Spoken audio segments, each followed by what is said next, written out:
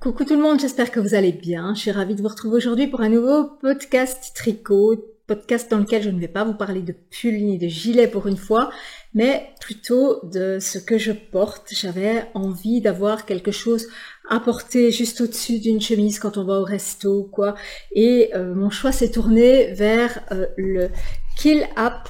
Donc c'est un châle des Shetland qui est celui-ci, qui est un patron en français. Je vous mets le lien en barre de description sous ma vidéo. C'est un patron payant et que je ne vous conseille pas si vous êtes débutant ou si vous n'avez jamais fait de dentelle parce que c'est pas mal lourd à suivre. Ce que j'aimais dans ce modèle, c'est justement qu'il est super grand, et encore moi j'ai fait le petit modèle, donc voilà ce que ça donne. Ici elle l'a fait en 2 couleurs, mais il est super grand quoi, et je m'attendais pas à ce que ce soit aussi grand. Alors j'avais pas envie d'avoir un triangle cette fois-ci ou un châle en demi-lune, j'avais envie d'avoir un gros carré que je puisse carrément plier en 2. Il y a des pluches qui volent encore.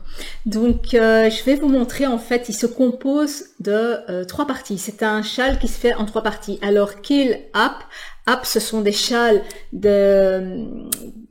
que les dames portaient dans les Shetland, et il y a aussi de la dentelle de Shetland, et j'ai justement trouvé ce livre sur la dentelle de Shetland si vous êtes intéressé par tout ce qui est dentelle, dont je vous parlerai après, qui explique aussi comment faire tous ces motifs, comment faire ces bordures, mais je vous montrerai ça à la fin. Donc c'est typique des Shetland et c'est vraiment ce que je voulais avoir. Il y en a plusieurs sur Ravelry, vous pouvez en trouver d'autres, mais celui-ci me paraissait assez abordable, parce qu'il y en a qui sont vraiment très compliqués. Donc si vous voulez vous faire ce genre de châle, regardez bien au niveau de la difficulté si vous êtes capable de le faire. Moi je vous dis, j'aime bien faire de la dentelle, mais c'est une dentelle que j'ai pas réussi à mémoriser, donc il faut toujours être dessus à compter. Enfin c'est pas ça, on met des marqueurs quand on fait de la dentelle, mais j'ai pas trouvé ça hyper simple pour la dernière dentelle. Alors ce type de châle, il se compose toujours de 3 parties, ou 2 même. Vous pouvez le faire en 2 parties. Un carré central qui se tricote en aller-retour, une bordure, première bordure qui se tricote en rond, et une deuxième bordure qui se tricote pas en rond du tout. Je vais vous expliquer comment faire. Alors voici le mien une fois qu'il est plié, et une fois qu'il est déplié, j'aurais pas assez de la caméra, de toute l'image pour vous le montrer. Voilà, donc celui-ci, il doit mesurer 1,30 m sur 1,30 m, et ici on voit le carré central, la première dentelle qui se tricote en rond et la deuxième dentelle. Alors pour commencer, je vais vous dire comment j'ai fait. J'ai commencé par faire un montage provisoire du nombre de mailles demandées dans le patron, et j'ai tout tricoté en jersey. Donc le même nombre de mailles et le même nombre de barres de jersey. Ça veut dire qu'on fait le double. En fait, on tricote le double en aller et retour. Donc on se retrouve avec un montage provisoire, on fait son carré, on arrive au-dessus, toutes les mailles sont sur le câble, et à partir du moment où on a son carré, on vient relever les mailles sur le côté de son carré. Et alors, parce qu'en fait chaque ligne ici au bout va se terminer par une petite boule qu'on vient reprendre. Donc on aura le même nombre de mailles au-dessus, on relève le premier côté, on a le même nombre de mailles puisqu'on a exactement le même nombre de barres, donc le même nombre de boules. Ensuite on défait son montage provisoire, on vient rechercher son nombre de mailles, et on reprend de l'autre côté du point à mousse les autres boules qui se sont formées lorsqu'on tricotait. Donc pour avoir ces boules, il suffit juste de tricoter la première maille, ça se fait tout seul. Donc on a un carré qu'on a entièrement repris sur son câble en fait. Et à partir de là, on commence à tricoter sa première dentelle qui est celle-ci. Alors cette dentelle-ci, c'est une dentelle chevron, elle est tout à fait simple, c'est juste un jeté, ce sont des jetés à ce niveau-ci. Ensuite ici, ce sont des glisse-glisse tricote et des 2 mailles ensemble. Donc glisse-glisse tricote et 2 mailles ensemble pour vraiment avoir cet effet-là. Et ensuite les deux Ensuite, on fait ses jetés et voilà ce qu'on obtient. C'est vraiment un chevron, donc c'est une dentelle simple qui se fait, enfin c'est très long à faire, hein, très long à faire parce que c'est très grand. Et ça, c'est encore simple. La difficulté, elle vient ici. Ensuite, on a l'équivalent d'à peu près 600 mailles sur son câble. Donc tout son carré sans la dernière dentelle est sur son câble. Et là, on vient commencer cette dentelle-ci, que je vais mettre à l'endroit peut-être, parce que là, elle est à l'envers. Donc cette dentelle-ci, qui en fait se tricote pas comme ça en rond, mais va venir se tricoter comme ceci. Donc, si vous voyez ici ces ces deux séquences-ci, ben, on commence là. Je viens tricoter mes mailles qui sont sur mon câble, deux ensemble. J'enroule la suivante quand je repars faire une autre ligne de dentelle. Je redescends. Quand j'arrive à la jonction des deux, je prends la dernière maille que j'ai dans cette dentelle et la maille qui est restée sur mon câble pour venir sceller. Et ensuite, quand je commence la maille suivante, j'enroule comme dans un wrap and turn, comme quand on fait les rangs raccourcis, enroulés. Je sais plus comment ça s'appelle en français, en anglais c'est wrap and turn. Et ben c'est exactement la même chose. J'enroule ma maille, je la repositionne pour vraiment accrocher ici ma dentelle à toutes ces 600 mailles. Ça veut dire que ça c'est très long. Et la première fois je l'ai complètement zappé parce que j'avais raté une ligne, ça tombait pas bon, c'était vraiment très lourd. Et cette dentelle là, pourtant elle est courte, hein, elle se fait sur 12 rangs, 6 rangs aller-retour. Eh ben j'ai pas réussi à la mémoriser, ce qui est étonnant parce que généralement je vois le motif quoi. Là j'arrivais pas à voir. Alors normalement ça se fait avec de la laine fingering, il est un peu plus petit. Et moi, pour changer, j'avais de la laine Lima de Drops, que voici. Donc, c'est une laine... Ici, c'est le coloris... alors, le coloris, il est où? Coloris 0701, c'est un bleu pétrole. Il est un peu plus vif à l'écran, à ce que je vois. Et c'est une série B, donc qui se tricote normalement avec du 4 mm, et pour 10 cm, ben on a 21 mailles. Sauf que moi, j'ai jamais réussi à avoir 21 mailles avec de la Lima. J'ai toujours eu 18 ou 19 mailles. En tricotant, je tricote plus large. Et je me suis dit, j'avais 12 pelotes de cette laine, et je me suis dit, bah, je vais faire le petit, j'aurai très certainement assez de cette laine, qui est composée de 65% de laine et 35% d'alpaga. Je me suis dit, elle va se détendre un peu, vu qu'il y a de l'alpaga. Je vais la tricoter en aiguille numéro 4 comme il préconise, puisqu'il fallait surjauger pour avoir cet effet fluide.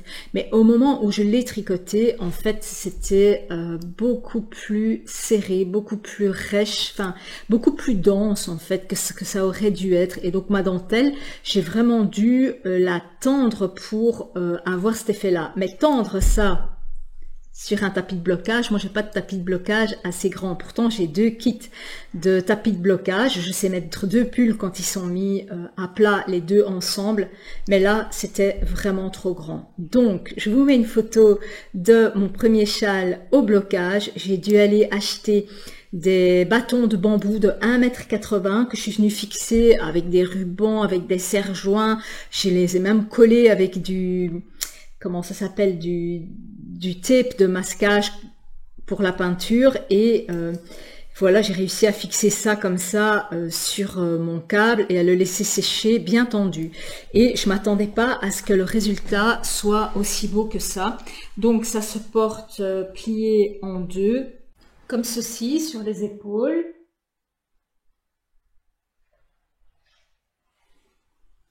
Et même au-dessus d'un manteau, je trouve ça super chaud, comme c'est en plus de la laine qui est quand même épaisse et doublée, ben, il est vraiment super chaud, quoi. Donc j'ai utilisé 11 pelotes de Lima 50 grammes. 50 grammes c'est 100 mètres. Donc j'ai utilisé 1100 mètres de fil pour faire celui-ci sans avoir tenu compte de l'échantillon dedans. En fait, j'ai pas fait d'échantillon du tout avec cette laine. Alors, j'ai tellement aimé le faire, malgré le fait que je vous ai dit que c'est difficile et tout, ben, j'ai adoré le faire et j'en ai commencé directement un autre qui lui est encore plus grand, mais beaucoup plus souple parce que j'ai utilisé une autre laine, donc je vous parlerai juste après. Donc ici, on voit bien aussi comment il est composé, hein, un carré central, la première dentelle et ensuite la deuxième dentelle ici.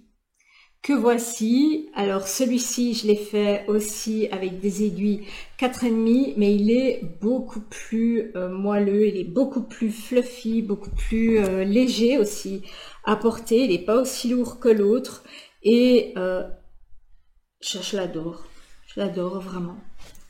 Mais il est beaucoup plus grand, il est encore plus grand que l'autre, je vais peut-être le mettre à l'endroit. Donc le voici.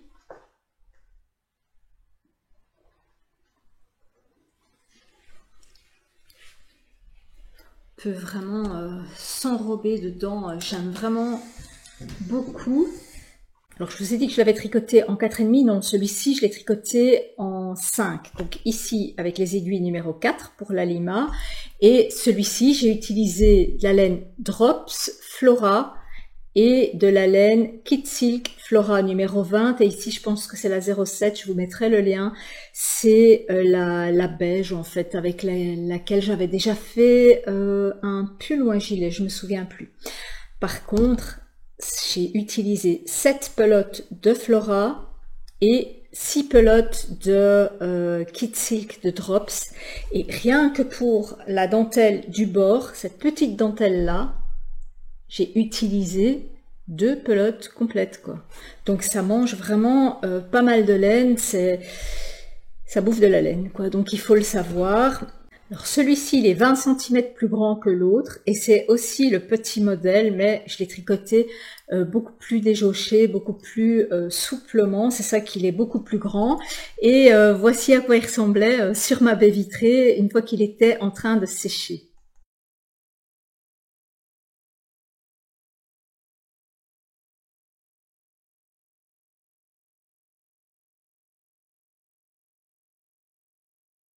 Alors si vous comptez vous en faire un, comptez bien 60 heures de travail, c'est même plus qu'un pull.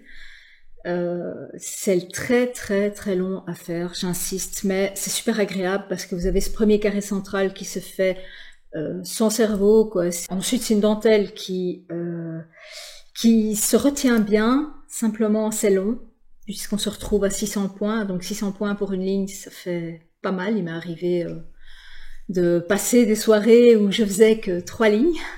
Donc voilà, c'est un peu long. Et puis l'autre dentelle, moi je l'ai quand même trouvé un peu compliqué. Alors c'est vrai que j'arrête pas de vous dire que c'est compliqué. J'en ai fait 2, j'en ai refait un directement dans la même lignée, quoi. J'avais à peine tendu l'autre que directement j'en ai commencé un autre.